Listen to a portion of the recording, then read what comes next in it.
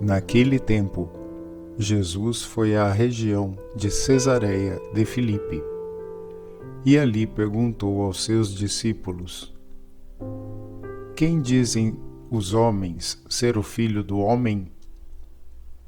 Eles responderam: Alguns dizem que é João Batista, outros que é Elias, outros ainda que é Jeremias ou algum dos profetas.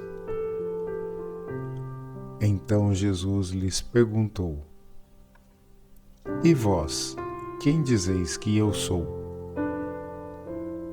Simão Pedro respondeu: Tu és o Messias, o Filho do Deus vivo. Respondendo, Jesus lhe disse: Feliz és tu, Simão, filho de Jonas, porque não foi um ser humano que te revelou isso, mas o meu Pai que está no céu. Por isso eu te digo que tu és Pedro, e sobre esta pedra construirei a minha igreja, e o poder do inferno nunca poderá vencê-la. Eu te darei as chaves do reino dos céus. Tudo o que tu ligares na terra será ligado nos céus, e tudo o que tu desligares na terra será desligado nos céus. Reflexão.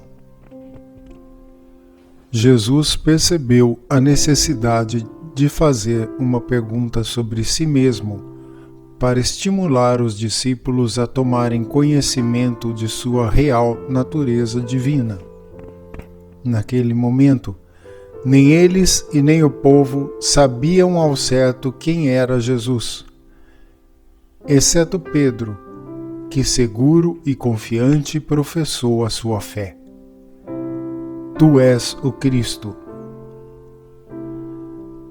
Eis o objeto central do discipulado cristão: a proclamação de que Jesus é o Cristo, o Messias, o prometido do Pai, o Senhor. Sem essa convicção em nossa inteligência e especialmente em nosso coração, não temos como doar a própria vida, renunciar a nós mesmos para fazer a vontade de Deus.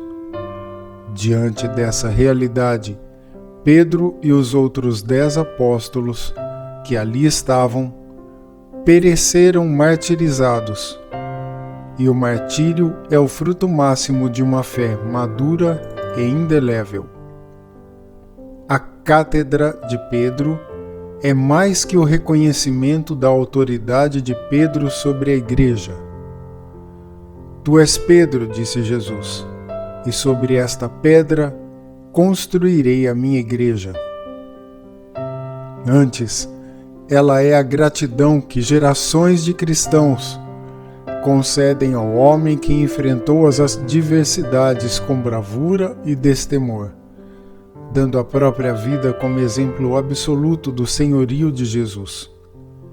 Ele cuidou da igreja, a esposa mística de Cristo, e nos deixou o exemplo de amor para a continuidade dessa tarefa.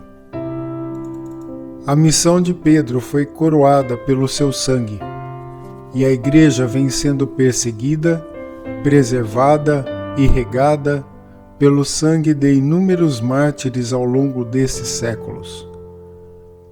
Essa investidura, dada por Jesus a Pedro, foi reforçada depois da ressurreição do Mestre. Ele disse: Apacente as minhas ovelhas. Essa é a prova de que a igreja estava confiada a Pedro, e graças a ele, hoje está sob a nossa responsabilidade. Pedro foi o primeiro e deve ser, para todos os tempos, o guardião da comunhão com Cristo. Como pescador de homens e de almas, cumpriu perfeitamente o seu ofício e deixou-nos a missão de cuidar para que a rede não se rompa. unidos sob a cátedra de Pedro, instituída pelo próprio Jesus, podemos permanecer unidos a Cristo ao longo dos séculos e séculos sem fim, pois Ele é o Senhor de tudo e de todos.